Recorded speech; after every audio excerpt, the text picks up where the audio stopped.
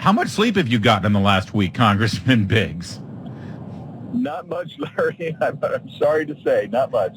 I can imagine. Listen, where I'm looking right now, Joe Biden is sitting on a little under 0.4% lead right now in the counting in Arizona. That's the difference of about 14,000 votes. Do you know how many votes are yet to be counted, or how many ballots, I should say, are yet to be counted?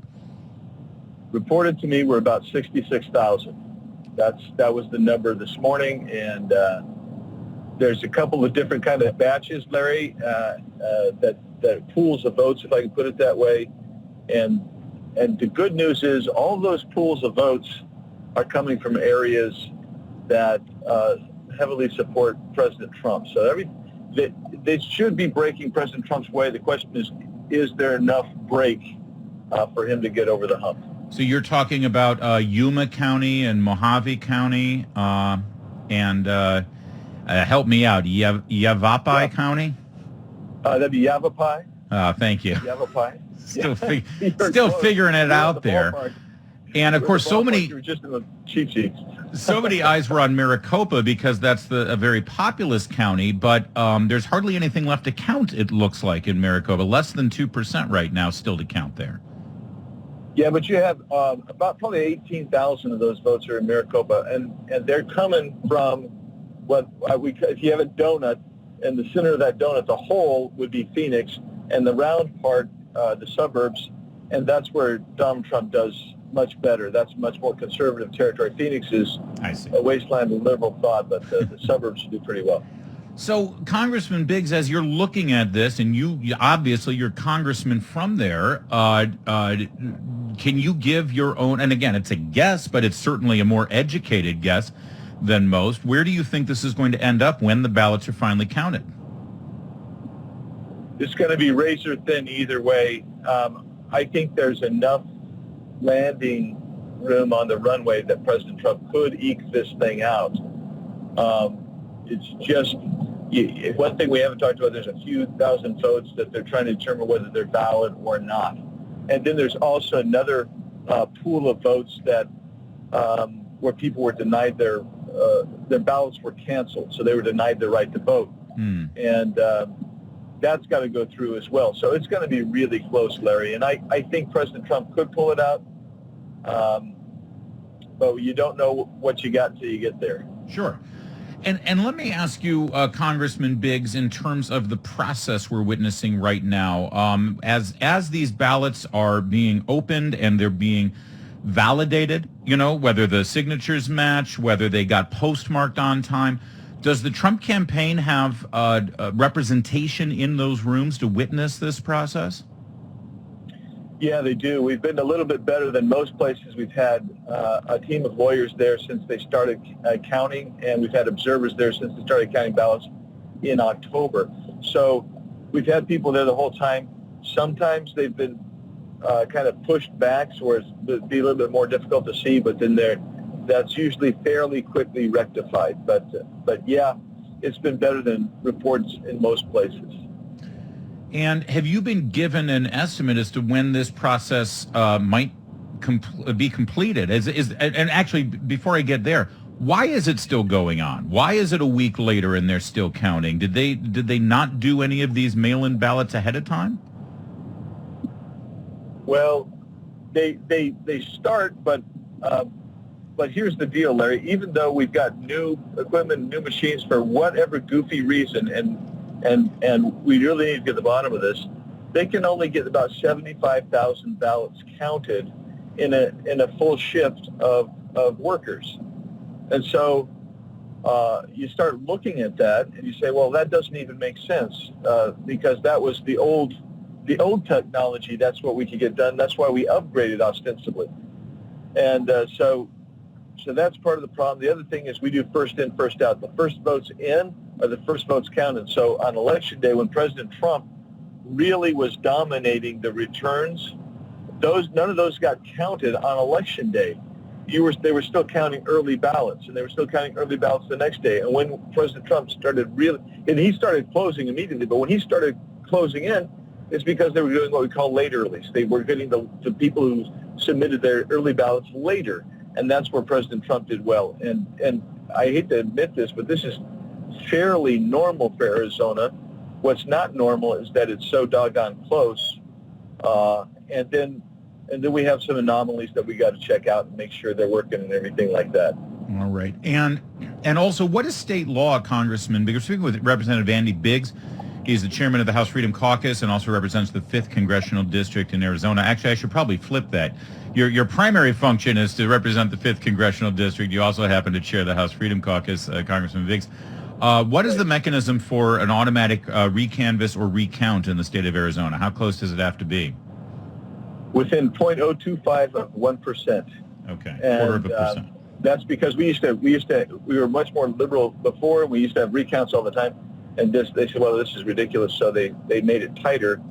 And so to get there, President Trump or Biden have to be within about, in this election, probably within about 4,000 votes of each other.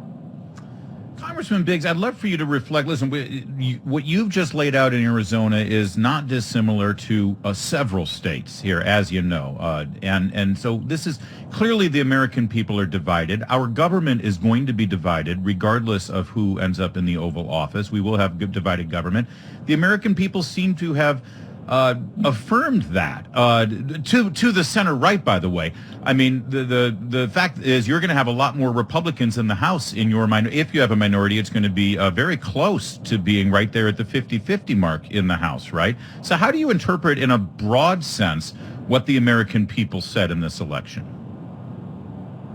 Well, I still think this was all about Donald Trump. And I think, first of all, discounting what looks like some tilted, some thumbs on the scale in different places, maybe some cheating. I think this was about whether you love Donald Trump or you hate Donald Trump. Yeah, I don't think anybody was excited and said, oh, yeah, we want to go to socialism with Joe Biden. I don't think anybody was saying that. I think what they were saying is, and maybe it's as simple as they don't like his tweets or his tone. I mean, that's in Arizona, if we don't get over the hump, it's because very few thousand Republicans said, we just don't like the tweets and the tone, and we're not going to vote for him. We're going to either leave it blank or vote for Biden. And the reality is, I view this, the people who voted for Donald Trump love freedom. They love a guy who was a fighter. They understand the reason that he became president 4 years ago is because he was an outsider. He remains an outsider fighting for America. And I just think this has been taken from him. He's been against the media, everything in the social media, the dominant media, everything from the establishment, the infrastructure that's there, and then some of these people that just say, well, you know what, I would rather. I actually have people say this to me. I would rather go through a Biden presidency than 4 more years of Trump, regardless of how successful his policy was.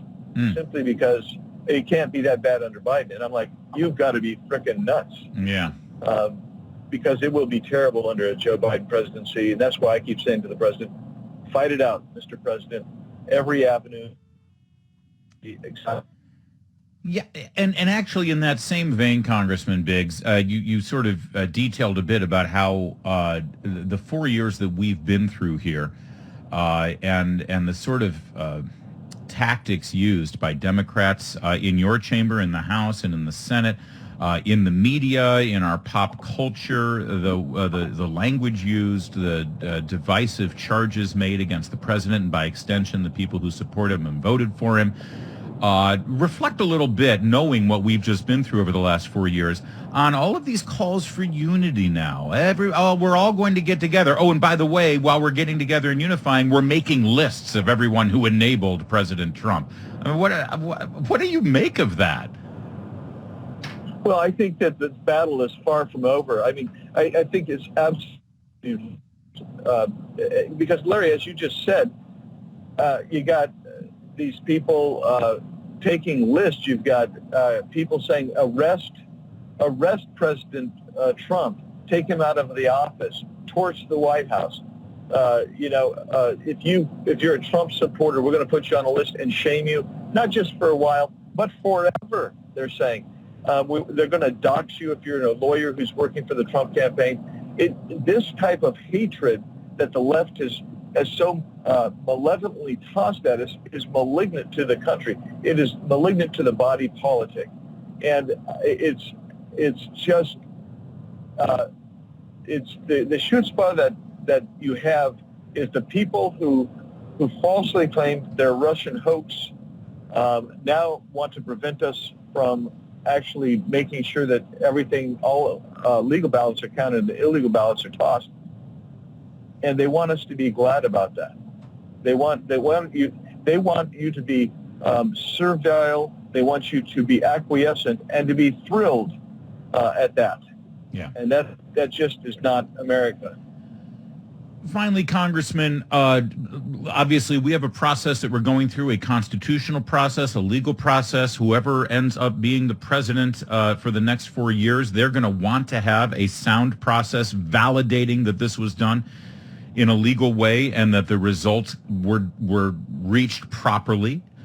But looking forward now, do you see a role in the federal government? Do you see a role in your body, the House of Representatives and Congress, in laying out some level of baseline, bare minimum requirements for the states to be able to meet for election integrity so that we don't go through this again? I recognize that every state runs their elections their own way, but can we not force some minimum standards on the states so that we're not looking at this, what I consider to be an equal representation problem here from state to state? Well, I think we could determine and define what election day is. You have a constitutional term, and we set that, and we can define what the election day is, I believe. And I also think that you can define more clearly balloting, and you can proscribe ballot harvesting and you have to be very careful here because you want to let each state govern itself as they're allowed to do it per the Constitution. But you also, I think, can have some standards on, and there are some standards ostensibly in place, but we're seeing now that they're not necessarily being followed, and there needs to be stepped up and stiffened penalties for states that fail to follow those. Congressman Andy Biggs, representing the 5th Congressional District in Arizona. Congressman, before I let you go, I need to ask, during this entire process, considering the fact that you're one of the few congressmen from Arizona, you know the state, we wanted to know what was going on the ground there. We reached out to you. Did you hear on election night or in the days after from any of these decision desks, these media desks where people in a dark room sort of make the call and say, yep, Arizona's going for Biden? Did they reach out to you? Have you interfaced with any of them, any of the media companies saying, what are you guys doing? This is still very much up in the air. No, we didn't hear from a single one of them.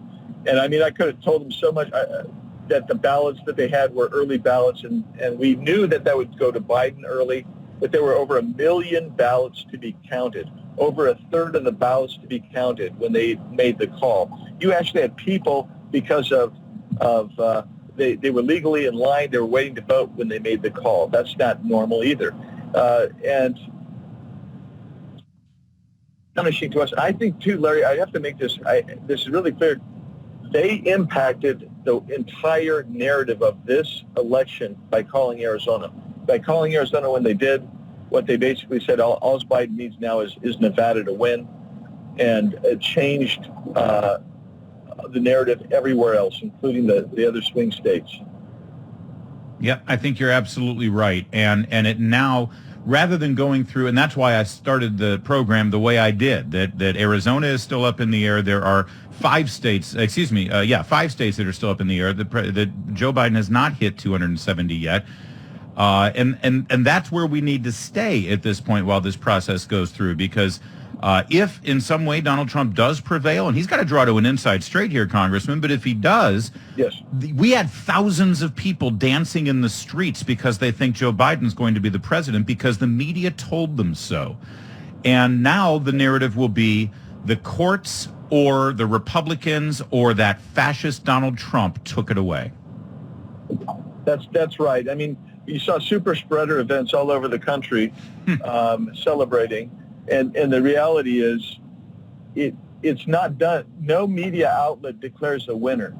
Even if you concede in state law, for instance, in Arizona, we still count the ballots. Yeah. You still count the ballots even if somebody concedes, because it's required to count the ballots, and then you canvass the ballots, and then there's a certification by the Secretary of State that is accepted. None of that has happened in any state that I'm aware of, and so it's ridiculous. It is. And we'll continue covering it with the facts and discussing it in a sober, logical way. And we're not in the business of prognostication or predicting the future. If only the news media could say the same. Congressman Biggs, always good to talk to you, sir.